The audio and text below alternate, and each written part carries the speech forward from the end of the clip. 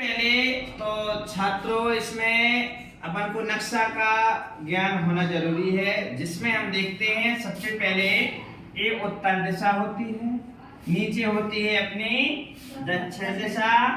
इसके बाद चलते हैं अपन, इस साइड होती है अपनी पूरब दिशा, पूरब दिशा के इस साइड होती है अपनी पश्चिम दिशा।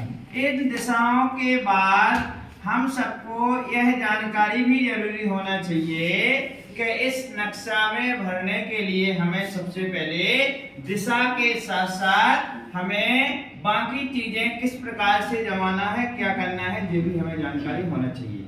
हमें दिशाओं के साथ साथ हमें सभी राज्यों के नाम याद होना जरूरी है, क्योंकि जब तक हमें सभी राज्यों के नाम याद नहीं होंगे तब तक हम कोई भी चीज दर्शा नहीं पाएंगे। इसलिए सभी हमें राज्यों के नाम जिसको नहीं आते हैं वो आप सभी सीखें, प्रैक्टिस करें घर पर।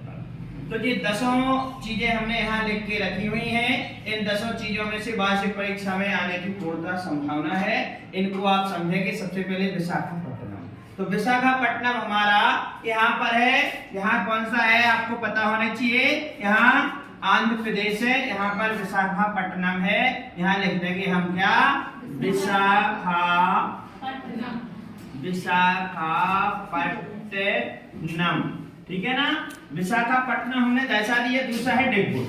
डिगबोई जो है हमारा तेल शोधन क्षेत्र होता है, जो हमारा यहाँ पर है। ये असम के जस्ट थोड़े ऊपर यहाँ पर लिख देंगे हम डिगबोई। जो यहाँ पर जो तेल होता है हमारा, तेल जो हमारा पेट्रोलियम वगैरह जो तेल निकलता है वो है। इसके बाद चाय, चाय जिसको हम पीते हैं, चाय सुबह से चाय का हमें इंतजार होता है, वही चाय है। चाय का उत्पादक क्षेत्र आपको पता होना चाहिए। चाय भी हमारी इतनी बनती है यहाँ पे असम में। यहाँ चाय है, यहाँ जो चाय उत्पादक क्षेत्र हो गया। इसके बाद जस्ट कपास, क्योंकि अभी समय चल रहा है कपास का, क्योंकि कपास जो हमारे आप जानते हैं कि हमें पता है कि सर्दियों के दिनों में कपास की पल्ली वगैरह, रुई वगैरह की हमें जरूरत पड़ती है। कपास के फसलों की जरूरत जो हमें गर्मी प्रदान करे। तो कपास है, तो ये क्षेत्र जो दिया गया है गुजरात का और महाराष्ट्र का, जो पूरा ये दोनों मिला के जो क्षेत्र होता है, ये होता है कपास उत्पादक क्षेत्र। यहाँ लिख सकते हैं हम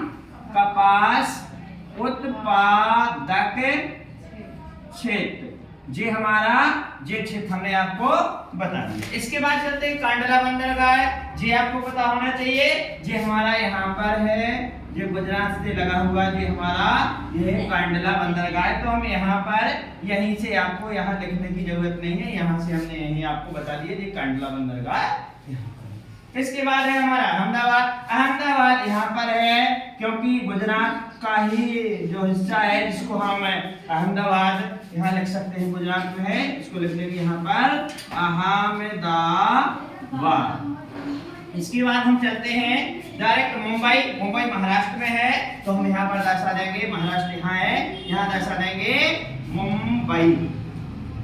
अगर मुंबई हाई की बात करें तो वो समुद्र में है, जो तेल शोधन क्षेत्र है वो यहाँ पर समुद्र में मुंबई हाई कहा जाता है। यहाँ पर तेल निकाला जाता है, जो हम पहले आपको बता चुके हैं, लेकिन यहाँ मुंबई पूछा गया है। इसके बाद सिंहभूमि। सिंहभूमि जहाँ शेर की भूमि जिसको कहें, तो यहाँ पर जो हमारा झारखंड है, यहाँ झारखंड में क्या है, सिंहभूमि है।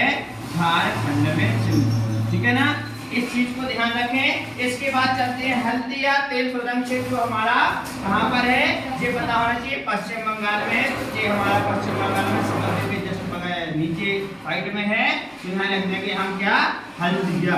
हल्दिया है ना, हल्दिया तेल शोधन क्षेत्र है। लास्ट में बचा हुआ है न्यूनतम जनघनत्व, जहाँ पर सबसे कम न्यूनतम जनघनत्व है वो है हमारा अरुणाचल प्रदेश। इसको कहेंगे न्यूनतम जनघनत्व। जनघनत्व। इस प्रकार से छात्रों हमें प्रतिदिन एक एक करके 10-10 चीजें प्रत्येक दिन हमें समझना है। इसको समझते जाएंगे और परीक्षा के लिए आप तैयार रहें। इसको आप देखते रहिए और समझते रहिए, सीखते रहिए। धन्यवाद।